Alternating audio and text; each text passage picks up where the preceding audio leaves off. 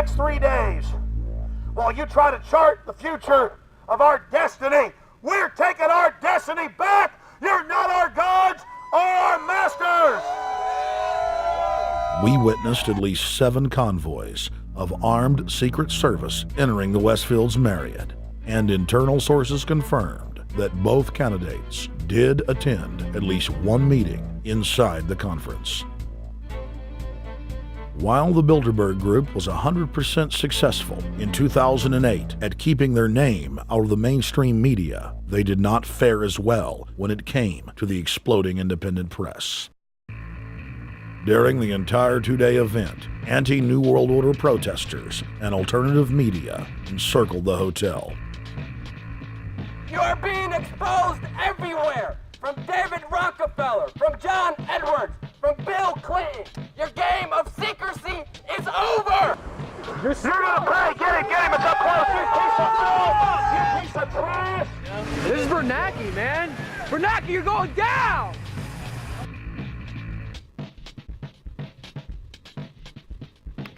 Obama, we know you're here, Obama.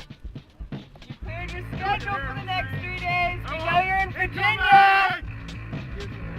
Arch criminals! New World Order scum! We are not your slave scum!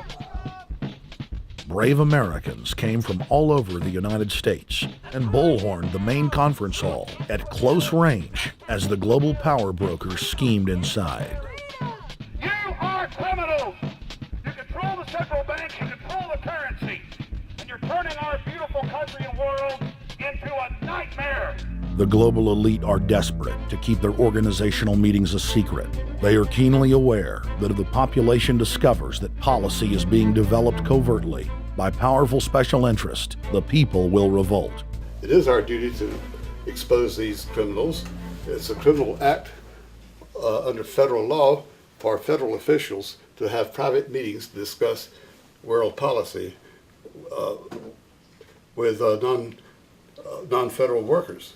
So everybody from the State Department, Treasury Department, White House, Defense Department, and others who show up, as they always do, they're committing a criminal act simply by being here to attend a secret meeting with officials from other countries to discuss U.S. policy in the world.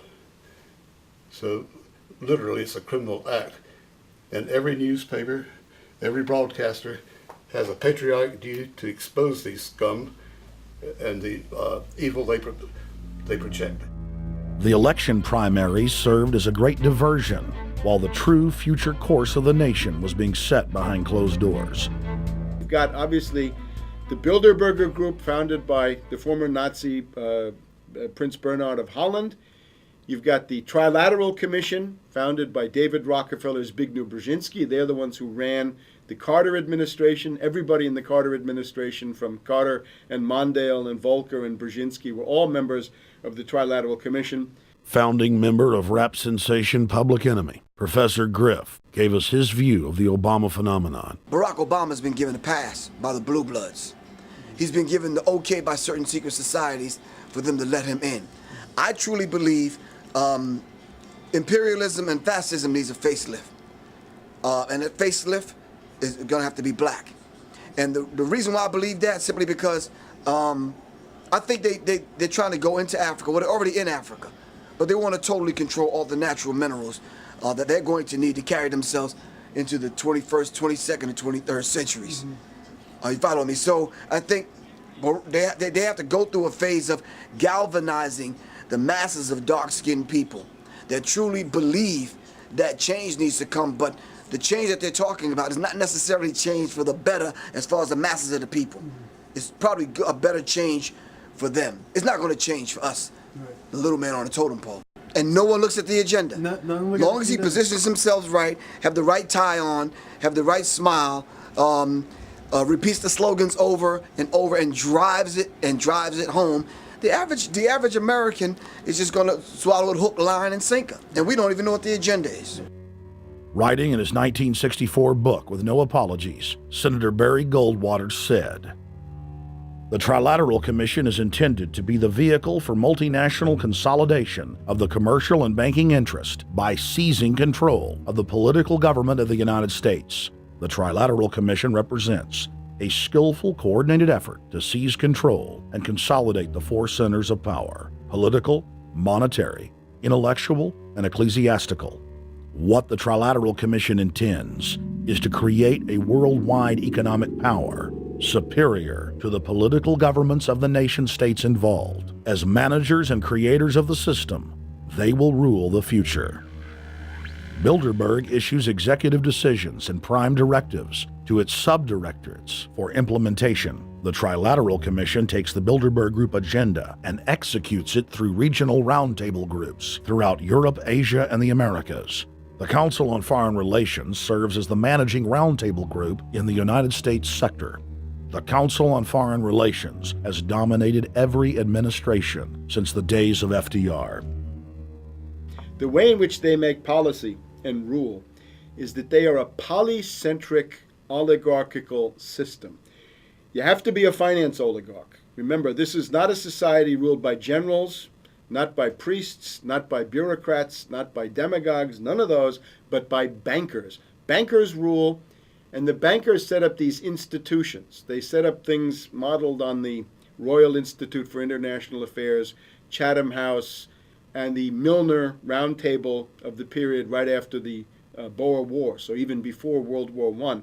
You had the British setting up these round tables, institutes with publications and conferences, and this is how they make policy. Upon Obama's inauguration, members of the Bilderberg Group, Trilateral Commission, and CFR flooded into every position of power in the executive branch, replacing Trilateral Commission and CFR members who previously filled the positions during the Bush administration. When you look at the U.S. ruling class, you'd have to say that they're a really pathetic bunch of failures and bunglers. They are a miserable excuse for a ruling class. And that's one of the big problems we have, is you go from Clinton to Bush to Obama.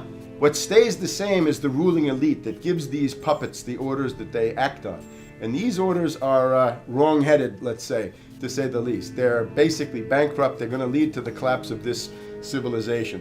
What they're doing is using the existence of the United States as a formerly powerful nation state to act out their Wall Street fantasies of world domination and maintaining their capital structures and maintaining their system of looting. And this can't be done. So the basic question is, they've hijacked our country and you got to take it back from them. You've got to drive Wall Street out of the government, and at that point you'd have a reasonable chance of getting back to prosperity and some kind of peace and order in international affairs. We had a chance to speak with economist and author George Humphrey. They have created a power elite, and we're not talking about the millionaire down the street. You can't even be a member of their club unless you're a multi-billionaire. And friends, this is not about rich versus poor. This is about a very, very small handful of the worst criminal element on this planet, manipulating and destroying the good people of this nation and of this world. About this Obama with change. Look at the people he's put in to mastermind the economic recovery. Larry Summers. I love it. Every time they talk about Larry Summers, he's always brilliant. He's another brilliant one. He's the one that helped dismantle the Glass-Steagall Act, the banking act that was put in place in the 1930s, so the banks couldn't become the banksters that they become. In the 1990s, you had the beginning of the derivatives bubble, thanks to people like Alan Greenspan, Rubin, Summers, a lot of the people who are now back in the Obama administration. And the derivatives, I think, are the centerpiece of this entire problem today. These are the same people, Geithner from the Treasury Department. Could you imagine that? Now we have the U.S. Treasury Secretary, who also is a Robert Rubin protege of the Larry Summers Group, that dismantled Glass-Steagall and broke apart the regulations that would have prohibited the banks and brokerages from becoming these criminals.